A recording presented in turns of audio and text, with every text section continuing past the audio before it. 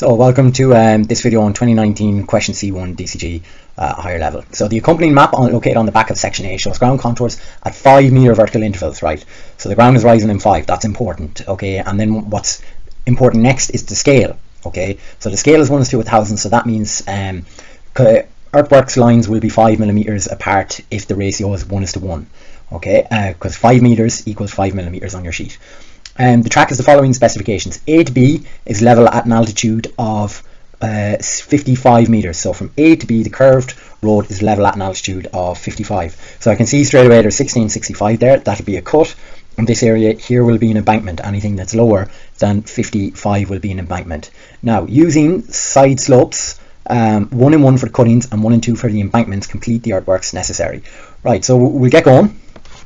Okay, so here's contour 55. So this is where it's going to move from being a cut to a fill in between those there. So mark them off, right? So the side slopes is 1:1 for the cuttings and 1 and 2 for the embankments. Okay, now O is the center of the roadway. So O is the center of the roadway there. All right, so for the cuts, my lines are going to be 5 millimeters apart. So I'm marking them 5 mil apart. Okay, now, so the first one is at 55. Okay, the numbers get higher in numerical value the further up further out from the road you go for a cut. So 60, 65, and then there's no 70. So 55, 60, 65. So we'll take our compass. Okay, we'll put our compass on O. We'll swing our arc for 60. Okay, and then 65 up here. Okay, then down here for 60. So the 60 there, and then the 65.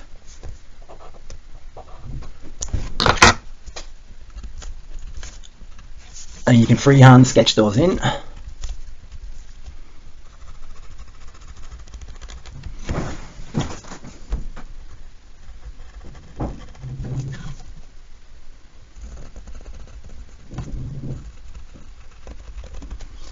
The tadpoles go away from the road. Right, for the embankment, as we were saying,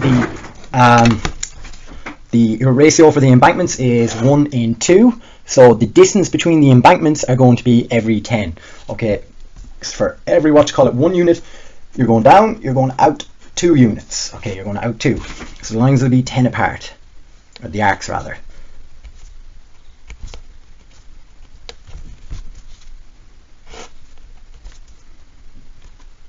So I'll mark them in here.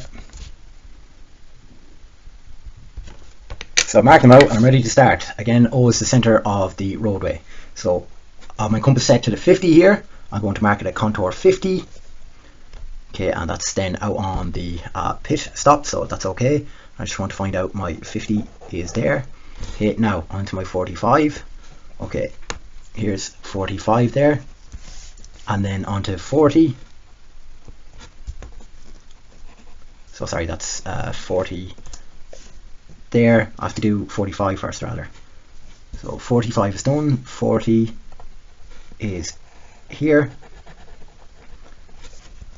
then down to 35, back to 40, and then 45 wouldn't be made, right? So we can mark in those points.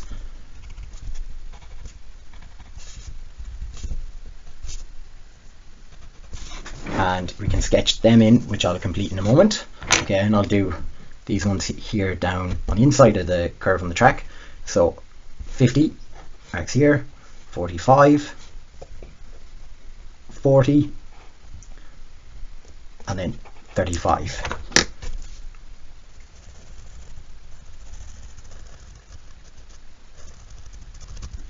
On the embankment, the tadpoles swim up.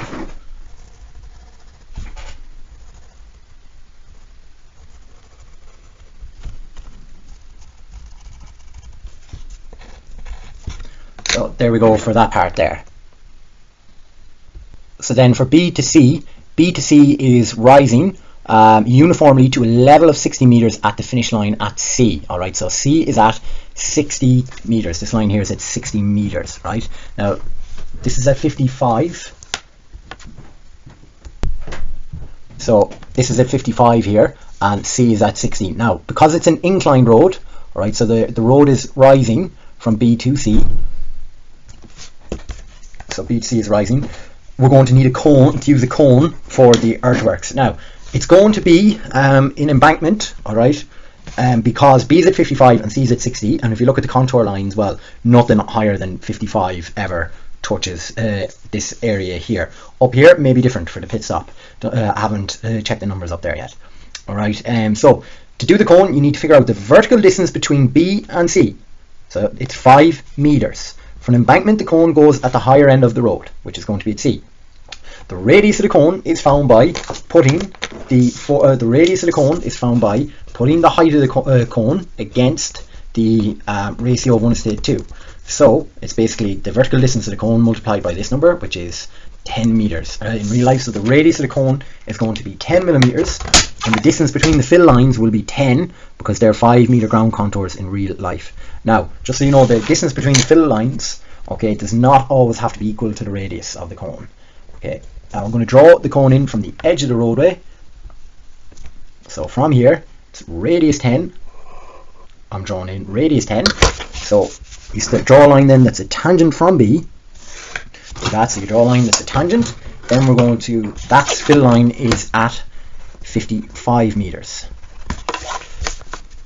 Okay, and then we're going to draw lines parallel to that. Alright, and there the fill lines will be 10 millimeters apart on our map, and the numbers get lower in numerical value the further out from the roadway they go. So this is 50, 45, 40, and then 35. So we have a 55 there, and then we have a 50 contour there and there. We have a 45 contour here, here, 40 contour here, here, and two 35 contours here and here.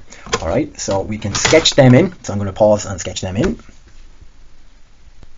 Now we have to do the earthworks for the edge F to G. That line F to G is level at 55 because this line would appear as a point in elevation. So the contours here, this is 55, that's 50, 45, okay, then 40 and 35. So this is an embankment here. So we'll do our lines 10 mil apart.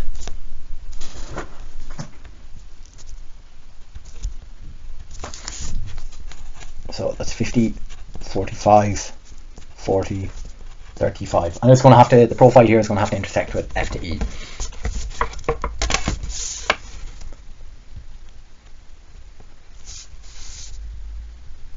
So contour 50, contour 45, contour 40, and then contour 35. So we're going to lightly sketch these in now here, as we'll have to get the intersection with this one here. So F to E is sloping. D to E has to be at 60 meters as well because this whole line would appear as a point in elevation. Going to be a cut here. So the cone here is at radius 10 for an embankment. It's at the higher end of the roadway. The reason it's radius 10 is that's 55 and that's 60, so it's 5 meters between it, and the ratio for the embankments is 1:2, and this is an embankment area. So I draw in the cone, okay, in the map. I draw this line from F that's a tangent to the cone. I mark in the points that are perpendicular to it, so the distances out. So that's 50, 45, 40, 35 every 10. And I can draw in my construction lines there. Sorry, I'm a bit inaccurate there with that. So for 40 there, 45, 50, then 55, okay, for where the cone is, the tangent line to the cone. And then for 60, I have to go in 60 here, and I can freehand sketch them all together. Now, just before I freehand sketch them together, I notice I'll have to continue on this contour just a little bit more, or it'll never intersect with the sloping one. So I need to bring that out there. So now I'm going to freehand sketch these in.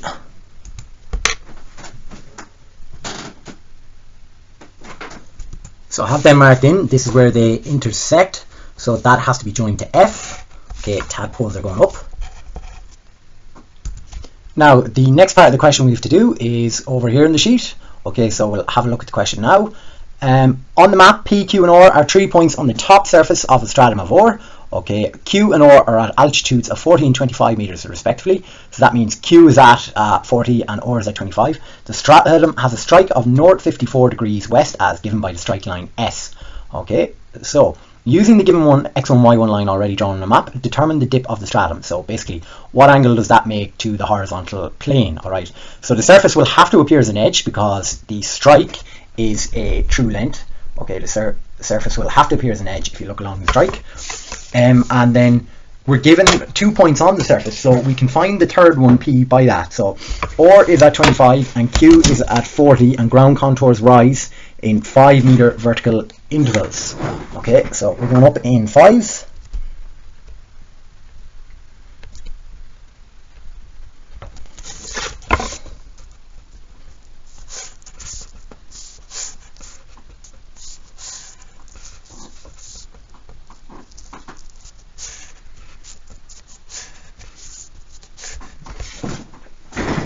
Go 30, 35, 40. So Q is here. Q joins the R. Now, so we're going to look along the strike line.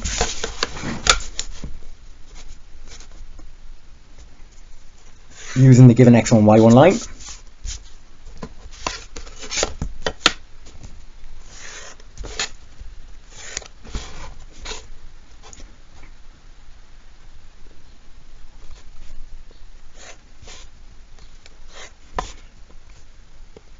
Now we can mark our heights out here. So I'd start the x1, y1 line. We'll say we'll start at 25 just to save ourselves time. So this will be 30, 35, 40, 45, 50, and then one more for 55. So 55, 40, 50, 45, 40, 35, 30. So point Q is at 40. So here's point Q. Here's point R. So point R is there. There's point Q at height of 40. Okay, heavy line through it here. This is an edge of the surface. That's P. Okay, this is the dip here. And we'll have to label the angle of the dip. So we're going to take the height with our compass here. We're going to go straight up from P in plan. And I'm stepping it from the 25 line as that's where I marked it from. So here's the 25. If you went outside the box, that might be a hint that it's not done correctly. Alright. And then here will be the strike. The top of the strike in elevation there, or the other end of the strike rather. Okay, so that's that first part done. Now let's have a look at the next part. Determine the true angle between the line PR and the strike line S. So the only way the true angle can be found between the two of them is to see them simultaneously as true lengths. So can I see both of these as true lengths at the one time? So I basically need to be able to find the true shape of them. Right, now what I would do is I'd find the true shape of that surface there. So I'd extend down my x1, y1 line to be one way I would do it. Rotate. Everything's been rotated about point R, so I'd rotate P1 down onto this line here. So that's P2. Okay, and then I'd rotate Q and the end of the strike line down, so QS we'll call it. Rotate it down.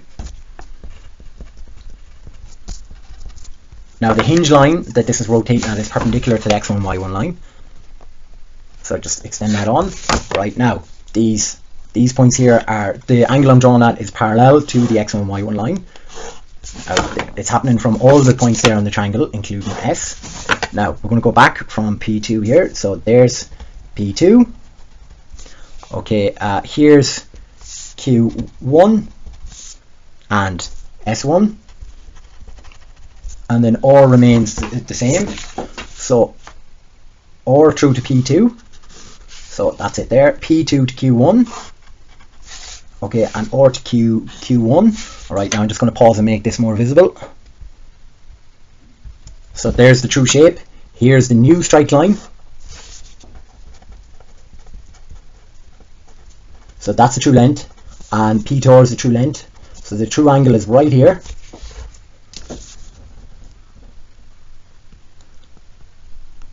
So 79 degrees. Okay, and that's the question done.